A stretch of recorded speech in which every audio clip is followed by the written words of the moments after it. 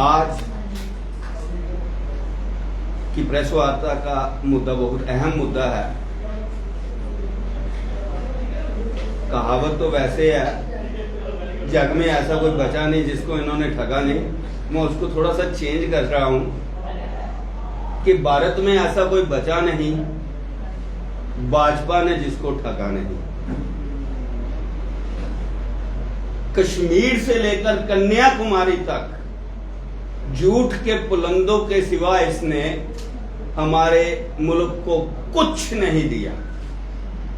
आज की आपको सबसे बड़ी अहम खबर है जो कि जम्मू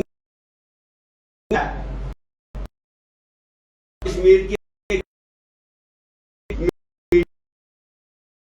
दी है। प्राइम मिनिस्टर पैकेज के तहत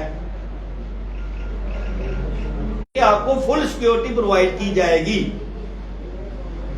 ऑन द कॉन्ट्रेरी होता क्या है कि सिर्फ 1/3 को, यानी कि 1500 के करीब के लोगों को वहां पे सिक्योरिटी प्रोवाइड की जाती है, और बाकी जब जम्मू आ जाते हैं, दो रिसेंट किलिंग्स हुई हैं। राहुल भट्ट जी की किलिंग हुई थी 13 मई को, उसके बाद रजनीवाला जी की किलिंग हुई।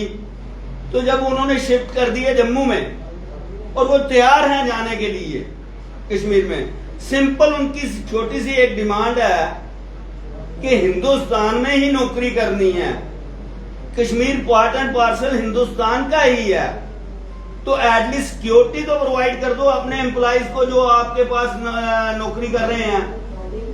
और ऑन द कॉन्ट्रेरी ये क्या कर रहे हैं, सरकार ने एक बहुत बड़ा कांड कर दिया कि उनकी 90 दिन की हड़ताल के बावजूद उनको 2-2 महीने की सैलरी तक नहीं दी गई है।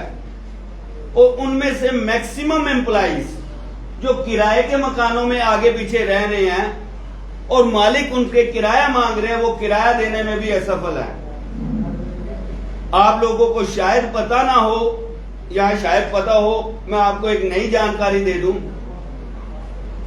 ये इंटरविनिंग नाइट 11 और 12 की रात 12 बजे के करीब आपको शायद पता हो कि बांडीपुरा में एक बिहारी लेबरर की हत्या कर दी गई है।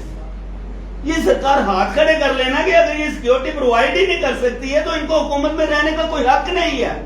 डायरेक्टली या इनडायरेक्टली ये कहती है कि हालात ठीक हो रहे हैं। हालात ठीक हो रहे हैं तो हमारी रियासत का दर्जा दे दिया जाए। ये विफूल किसको बनाए जा रहे हैं? आज दिन तक कोई एक वाहिद अच्छा काम इन्होंने नहीं किया, और अब जो रियासत की एक सबसे जेन्युइन डिमांड मांग रहे हैं, रियासत के रहने वाले कह रहे हैं हमें सिक्योरिटी प्रोवाइड कर दो, हम कश्मीर में सर्विस करने के लिए तैयार है और नौकरी कर रहे हैं। उनकी और भी डिस्क्रिपेंसीज हैं, लेकिन आज का मुद्दा यही है कि अगर ये सरकार अपने मुलाजमों को ही सिक्योरिटी देने से इनकार कर रही है और उनकी सैलरी भी रोक रही है, तो फिर ये सरकार नहीं, ये धिक्कार है और इसको यह सत्ता में रहने का कोई हक नहीं है। और बहुत जल्दी ऐसी सरकार को मैं पब्लिक से, आम जनता से कहूंगा, 2 हाथ जोड़ के विनती करूंगा, ऐसी सरकार को आने वाले चुनाव में ऐसा सबक दिखाएं कि इनकी जमानतें जब्त हो जाए, एक भी सीट इसको जम्मू और कश्मीर में कहीं पे भी ना मिले। इन्होंने रियासत के साथ बहुत ज्यादा गलत व्यवहार किया है। आप लोगों का बहुत बहुत शुक्रिया। आम आदमी पार्टी को बहुत अच्छी कवरेज दी है और मैं चाहूंगा आगे भी आप आम आदमी पार्टी के जेन्युइन मुद्दों को साथ लेके चलते जाएंगे।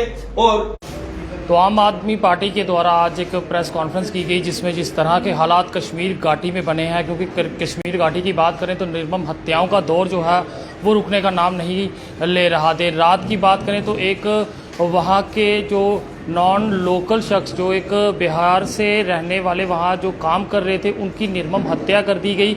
लगातार टारगेट किलिंग और सिलेक्टिव किलिंग जो है कश्मीर घाटी में देखने को मिल रही है। वहीं वहाँ काम कर रहे कश्मीरी माइग्रेंट पंडित जो हैं और उसके साथ साथ जो जम्मू बेस्ड एम्प्लॉयज़ वहाँ पे काम कर रहे हैं, उनकी सुरक्षा की चिंता अभी भी उसी तरह से बनी हुई है। और उनकी साफ मांग है कि आने वाले समय में उनकी सुरक्षा को देखा जाए और उनकी पेंडिंग सैलरी जो है उन्हें भी रिलीज़ किया जाए। आखिरकार उनका क्या कसूर है कि अपनी जानों की सुरक्षा मांगना कोई गुनाह है, जिसके चलते लगातार वो जम्मू में प्रदर्शन कर रहे हैं। इस सब पे आपका क्या कहना है, ज़रूर कमेंट सेक्शन में अपनी राय साझा कीजिए। फिलहाल देखते रहे जेके चैनल।